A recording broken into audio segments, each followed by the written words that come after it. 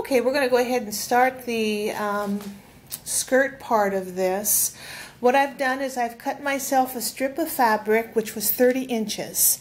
How I arrived at 30 inches is I spread her arms out and I measured from hand to hand, and it was 15 inches across her arm span. So I doubled that, and that's how I came up with 30 inches. It was just, that's what I used for my measurement.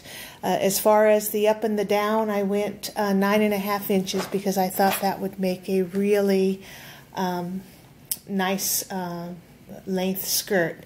Now, if you want your white fabric to go all the way, you can see her feet underneath there.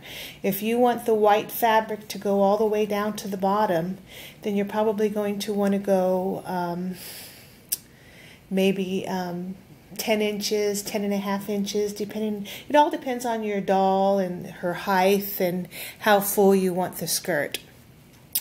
Okay, so what I did on the bottom of my skirt is I took my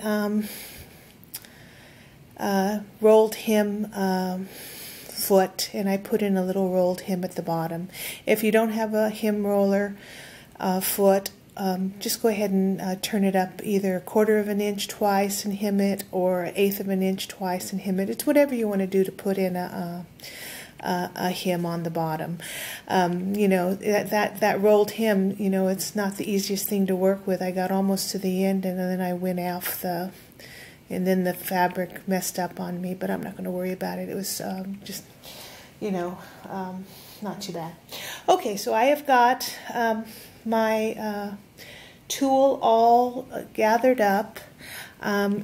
You can go through and check your gathers, but even if you find a spot where the gathers aren't enough, you can always fix it while we're actually sewing the layers on the doll. So your next step is to mark your layers out. It's up to you how far apart you want your layers. I did mine 2.5 inches, 2.25 inches apart. But you can go more layers if you want more layers, less layers if you want less layers. It all depends on how full you want your skirt. So let me see if I can find my chalk marker. And we are going to go ahead and make some chalk marks on here. Oh, I seem to have misplaced it. Let me check again. Well, see if I can find it. There it is. Okay. So here is my chalk marker. Now, I don't know if you know about these cutting boards, but they have a tendency to get really dirty after a while. So even if it looks completely clean, what I've done is I've taken one of these lint rollers and I've taken the handle off of it.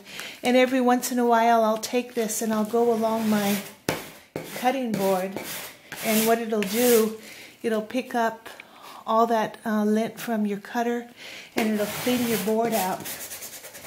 But it's a good way to get rid of, especially if you're cutting a lot of, it doesn't even look dirty, but when you do this, you can see how dirty it really is. But you'll actually get all those little pieces of lint out of your cutting board. It's got nothing to do with, I mean, even dust, because it just sits on your cutting board. But this is a really handy tool. And I didn't realize how well it worked until my husband used my board to cut some fleece, and he cut so hard that the fleece pieces got actually stuck in my cutting board and I couldn't get them out. I tried everything. I tried a sponge, I tried all kinds of stuff, and then I finally decided, well, I'm going to try this, and this is what worked for me. So let me show you with a clean one so you can see what I mean. This is just one of those cheap ones from the 99-cent store, but it works for your cutting board, and it does the job. So here it looks like it's pretty clean, right? Look at that. It just comes right out. So even though you think it's clean, it's really not. But it also gets that, and it doesn't leave a residue. It doesn't leave a residue on your cutting board. So it's nice to know if you ever get to the point where you think you have to buy a new cutting board because it's so dirty and there's so much fabric in there and lint. You can get it out just with one of these. Like I said, this was the dollar store and I got 60 tear sheets on there. Okay, I'm going to use my purple chalk so you can see how I'm marking these lines. You probably don't want to go with something really dark like this, but the nice thing about this chalk, it does wash right out. So even if you do use a dark colored chalk, you can always get it out. Okay, so here's my first seam. So you're going to decide how much space you want, or how much of that white you want to show on underneath the bottom of that first layer of tulle. So like I said, it's up to you. You can have the tulle go over or you can have the tulle come up. It's whatever you want. But if you're going to put the white and the tulle even on the bottom, you're going to want to increase the width of your skirt this way. Okay, so I'm going to do it the same way, and I'm going to start marking these lines on my piece of fabric with my ruler and my on my ruler and oops, there goes my scissors, cutting board. Okay, so let's go ahead and get started on here.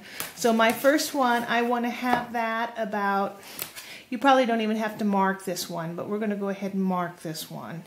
So I'm going to mark this one 1/4 of an inch from the bottom, and that's going to be where I'm going to sew my first row of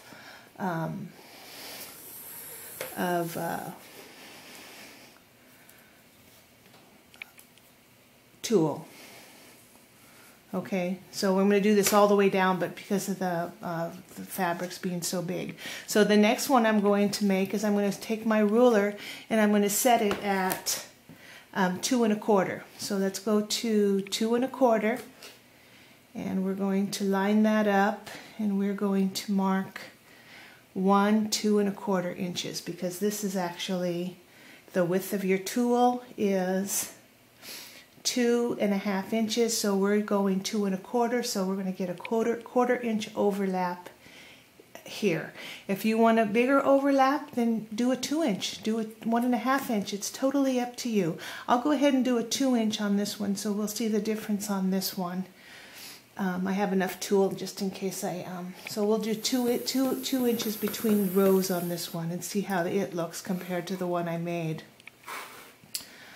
So what did I say we were doing? We're doing 2 inches on this one, even though the model is 2 1/4 inch between the rows. Okay, and like I said, you probably want to go with a lighter chalk. So let's go 2 inches here. Okay, so there's my 4 rows. 1 2 3 4, 1 2 3 4. Okay, so I'm going to have a little bit more extra here because I went 2 inches between instead of 2 1/4. Okay, so let's mark the rest of it.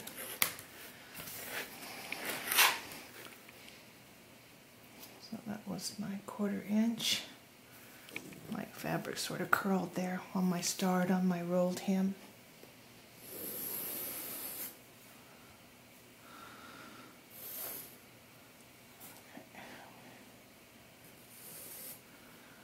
Okay, my 2 inches. Let me bring this closer so it's easier for me to see and reach. 2 inches.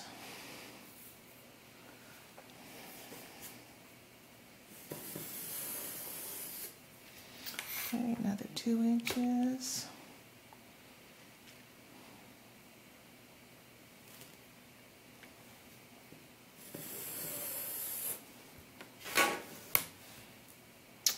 And 2 inches.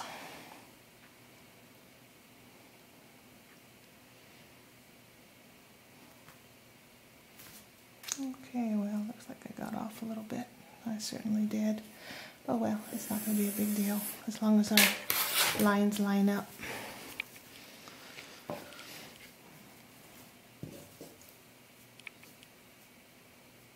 Okay, see how that is? Line, line, line, line. They all line up. Our bottoms are together. We're good to go, okay? So now I'm going to get my sewing machine out, and we're just going to sew row after row of tulle right across those purple lines. Okay, I'll be right back.